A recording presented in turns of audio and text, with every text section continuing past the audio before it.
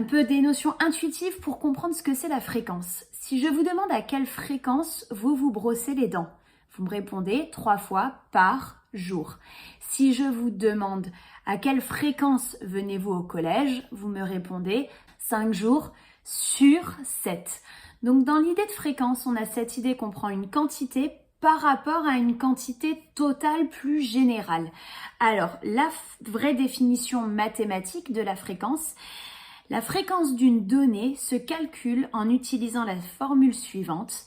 La fréquence est égale à l'effectif de la donnée sur l'effectif total. Un exemple pour mieux comprendre, je reprends mon tableau de la vidéo précédente avec les salaires et le nombre de personnes en fonction des catégories de salaires et je me demande à quelle fréquence a-t-on des salaires compris entre 2000 et 3000 euros.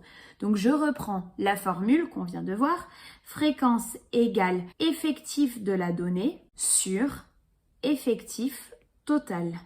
La donnée qui m'intéresse ici, c'est des salaires entre 2000 et 3000 euros.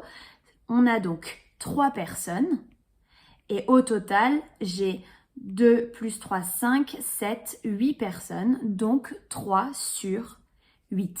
Si je veux, je prends ma calculatrice, je termine le calcul et ça me donne 0,375. Voilà pour la fréquence. Alors une petite remarque, la fréquence est souvent exprimée en pourcentage. Alors, on vient de calculer la fréquence, on a trouvé 3 sur 8 ou 0,375. Quand on veut un pourcentage, on veut savoir pour 100. Donc, par rapport à un total de 100, combien de personnes ici seraient concernées?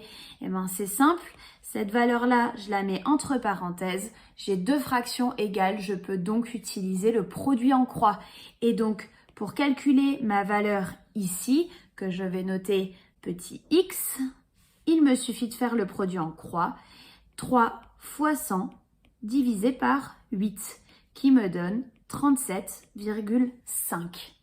Et vous remarquez que pour passer en pourcentage, il me suffisait de prendre cette valeur et de la multiplier par 100.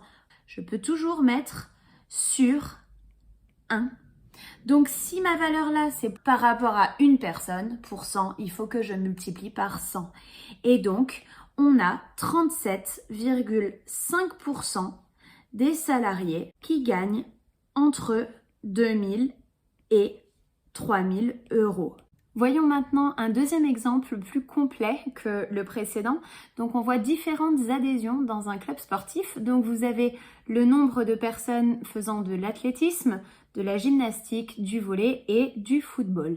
La première case que nous pouvons remplir très facilement, c'est le nombre total d'inscrits. Il me suffit d'additionner les pratiquants des 4 disciplines et si j'additionne tout, ça me donne 188 personnes au total. Je veux maintenant donner la fréquence correspondant à chacune de ces activités. Donc, je vais la donner en pourcentage, je précise. Et donc, je peux utiliser la formule qu'on a vue juste avant, à savoir la fréquence égale l'effectif sur l'effectif total et me débrouiller pour transformer ça en pourcentage. Vous pouvez mettre pause à la vidéo et essayer par vous-même. Mais je ne vais pas faire comme ça ici. Pourquoi? Parce que je suis dans un tableau et mon tableau, ça va être un tableau de proportionnalité. Ben oui, les proportions ne vont pas s'inverser quand je vais calculer la fréquence en pourcentage, évidemment.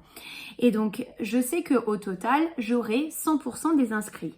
Et cette information-là me suffit à compléter par des produits en croix chacune des cases de mon tableau. Et donc, je peux commencer à calculer la fréquence des personnes pratiquant l'athlétisme. Il me suffit de faire mon produit en croix, donc 51 fois 100 divisé par 188, ce qui nous donne environ 27 et donc 27% des personnes de ce club pratiquent de l'athlétisme. Je continue pour la gymnastique, je refais mon produit en croix, 27 fois 100 sur 188 qui me donne environ 14. Et j'ai donc 14% des personnes qui pratiquent de la gymnastique. Je continue, on trouve environ 33. Donc environ 33% des personnes font du volley. Et enfin, pour le football, on trouve environ 26. Alors, une petite remarque, j'ai dit que mon tableau était un tableau de proportionnalité. C'était vrai jusqu'à ce que je donne des valeurs approchées pour les fréquences, d'accord? Une fois que je passe avec des valeurs approchées, mon tableau n'est plus exactement proportionnel. C'est pas la faute au calcul, c'est la faute au résultat que j'ai arrondi, d'accord? Donc, on a nos fréquences. Je vais vous faire remarquer que le calcul est exactement le même que celui que j'ai proposé à la page précédente. Si vous regardez par ici, le 51 x 100 sur 188. Vous connaissez les règles de calcul des fractions et vous savez que j'ai le droit de commencer par 51 sur 188, qui est exactement la définition de la fréquence. Le nombre de personnes qui font de l'athlétisme sur le nombre de personnes totales. Donc, ma fraction 51 sur 188, c'est exactement la fréquence. Et je vous ai dit avant que pour avoir une fréquence en pourcentage, il me suffit de multiplier le résultat par 100, qui est bien ce qui est fait ici. Une remarque, évidemment, si j'additionne mes fréquences ici, je dois retomber sur un total de 100%. Sinon, c'est qu'il y a un problème quelque part. Vous pouvez faire l'addition, vous verrez que ça fonctionne. Et maintenant, j'aimerais dessiner un diagramme circulaire à partir de ces informations. Parce que c'est bien beau de connaître les pourcentages, mais c'est pas très visuel. Donc, j'aimerais te proposer un moyen beaucoup plus visuel de voir les choses. Et donc, je vais faire un diagramme circulaire, donc un cercle complet. Et du coup, quand je vais faire des découpages dans mon cercle, c'est bien des mesures d'angle dont j'ai besoin. Donc, la dernière colonne, ça va être pour les angles. Un tour complet mesure 360 degrés. Donc au total, mon angle va faire 360 degrés. Et évidemment, l'écart de l'angle pour chaque discipline est proportionnel aux effectifs ou à la fréquence. Donc je n'ai plus qu'à faire des produits en croix dans ma dernière colonne pour calculer les angles. Donc je repars des effectifs tout simplement parce que c'est les valeurs d'origine, donc elles sont certaines, il n'y a pas d'erreur dedans et il n'y a pas non plus d'arrondi dedans. Donc je travaille avec des valeurs plus précises et je recommence mon produit en croix.